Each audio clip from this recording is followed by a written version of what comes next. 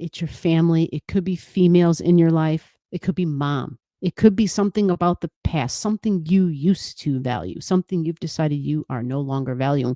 It's all around home and family and feelings and emotions. Now, when I say home, it can be your physical home. The degrees are really going to play a role in how big of a deal this will be for you. It's all about the degrees, and it always is about the degrees.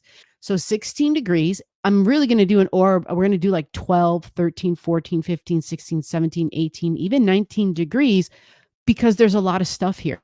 This grand opposition, that we have between the Scorpio and the Taurus energy. We've got Saturn up there in your sign, Aquarius, right? And it's like at 18 degrees. So I really feel as though this could be a huge release for some people, and for others, it could simply be something more internal where they're like, I'm done with that, because it can be the home here, the peace that we keep inside. It's like our emotional foundation from childhood and what we've learned to value as a child, and then how that changes and evolves as you mature. So something there you're releasing and letting go. Now, for some of us, there could be an epiphany where it's like done, over, capiche, like I'm finished with that. But then that really does open us up to receive that which greater aligns with our new values, right? And these new values lend to your emotional security, lend to what gives you this internal comfort inside, what nurtures you, what emotionally feeds you, what is emotionally satisfying, and it secures you in an emotional way. So finances would obviously secure you, right? Because you've got Taurus in the fourth, meaning I need my home, and having experienced not having a home, or whatever that is for you, and then securing that and being like, never again will someone be able to take that from me. I created this. This is mine. And then that too is changing what home looks like for you.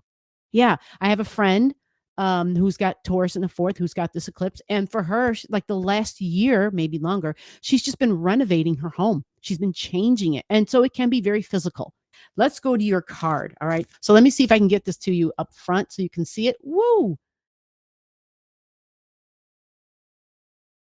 So you've got the Phoenix Rising card. I like that for you. Even Aquarius is on this. You see it's Mars, the physical body. Yeah. We've got Aquarius energy, and then we have Scorpio. Mars also rules it. And then we have emotions down there. So it's like it's a new beginning for your physical body. Yeah. This card is saying, see, these two energies, just so you know off the top, Scorpio, right, in that upper corner, and then the other corner is Aquarius, they square each other. So it is stressful. It is tension. But what this card says is you're going to make it through the stress and the tension. You're not going to die. You're not going to die. You're going to make it through it. It's the Phoenix Rising. There's a release for sure. It could have to do with your physical body, which may include your location. But what's going to happen is you're going to handle that change, be open to change, be open to things being different. There's got some flexibility is demanded here, and maybe going solo, right, in some way, shape, or form, because this is about you. Right? This is about you. You're going to make it. You've got the strength and the energy of the universe behind you. This card shows that. The Phoenix ends up looking as though it burns up. You see like just a bunch of ashes on the ground. And then suddenly, this is you coming up out of those ashes where it's like, oh, we thought you were done with that, or done, or just done in some way. But then you've basically reinvented yourself. And this could have to do with your health or your physical body, or literally just you reinventing you, right? Based on your new set of values. Remember, that's I'm releasing and letting go. Now for the second card, yeah, it looks kind of like a nun, right? So there's something traditional and long-term and long-standing and serving, sacrificing, because it's Pisces, sacrificing for the group, but doing religious work or spiritual deeds, spiritual work. She's either like making a broom. Anyway, there's some old school knowledge here. You see there's a pair of like scissors. And so she's smart. She's got skills, right? She's got skills. She knows how to do things. She knows how to manipulate the material. Right. They say that some of those nuns and priests and brothers, understood how to deal with the 3D and the 5D, how to manipulate the 3D, the tangible and the material world, you know? And so you have like that knowledge. Saturn is like father time. And then there's just been a period of being isolated, which this person is very isolated. And so being very resilient, right? But very smart in being able to take care of self as well. And with nature, yeah, you know how there's that being alone, Jesus in the garden type of thing. These are just to give examples. It's not about that. It's not about a religion. It's about, think of the big picture, because this is Pisces, the big picture. It's a sacrifice, it's serving, right? But taking sacrificial, because, you know, you think of what nuns do, like a vow of poverty. So they have to reuse things. Nothing gets thrown out. Everything has a purpose. They up purpose, they recycle literally, because they have to live in a simplified manner. Picture would definitely show someone who's looks like living off of the land, right? Like there's even like a cave back there, like to represent, was this person, is that home? I don't know, but that's definitely secluded, kind of like, you know, where you say a monk on the up on the mount, the nun in the cave. But when we're in that cave, we get a lot of wisdom because we're connected to the divine.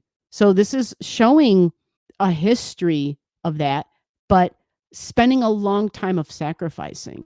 And just so you know, these two energies are supportive. All right. They're not like best friends where it's trine energy, but they do send support to each other. Okay. And the thing is, I mean, some would say, no, that's not true. They are totally, they're not compatible.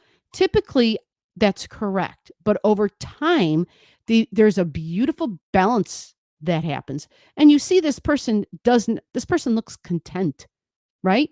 Yeah. Like they're used to what they're doing and they've learned how to make it work. Yeah. Over time. It's not obviously not immediately, but this person has learned. This person's very wise. So the next card is 20 to 30 degrees Aquarius, sun, moon, or rising. A lot of serious cards, isn't it? Now, this is obviously a partnership. You see Venus and then you see Libra up there. So it's a marriage typically. It's a marriage likely out of maybe convenience or domesticity, like, you know, an arranged marriage type thing. You know, it's a practical type thing even, but it looks like it's a setup marriage. You know, it's a marriage that was prearranged possibly. And I only say that because we got some Scorpio energy up there in that other corner, right? And Scorpio is history, blood bonds. You know, we're committed like mom and dad, you know, family money, family wealth. And so a lot of times there's those arranged marriages. Take a closer look, you see that they're chained. You see the handcuffs on them? Yeah, they're chained. So they're kind of looking at each other like, great. I'm not happy about this either, damn it. So you're not happy about it, but at the same time, there was this bond there. It's not just set up through your families. There's this soul bond, and that's why you're in the situation again. There's still more stuff that's being processed, that's being worked through between these two. Now, you may not literally be married to somebody, but you could very easily have significant one-on-one relationships with people. And maybe you just go through some times where it's like, why do I do this to myself? You know, why do I, you know, I'm a fool, right? Or like something happens and it's just like, I'm stuck. And it's like, why? You know? So the thing is there's obviously just some sort of resolution or resolving of something of that soul history that we're working through. Okay. And you see the glance at each other like, okay, neither of us want to be here. We can just say we don't like each other, let alone love each other. We can say that. That's okay. We were kind of just forced into this or whatever. This wasn't our first choice, right? And just come to, you know, it's okay to say those things. It's not about being mean. It's just like, yeah, man, I don't want to be doing this either. And then try to find a way to, I'm not going to say to make it work, but to make it where people can at least, where you guys can at least be respectable towards each other, right? To at least be able to say, hey, these are my boundaries. These are my do's and my don'ts. You respect mine. I'll respect yours. and we can agree to disagree. Nobody's killing each other. Very interesting. Remember, this is a release and a let go, right? And making room for the new values. So below the video, I'll have all the degrees for those of you who like to pay attention to the degrees in your chart. Again, if you don't know and you want to know, just comment below.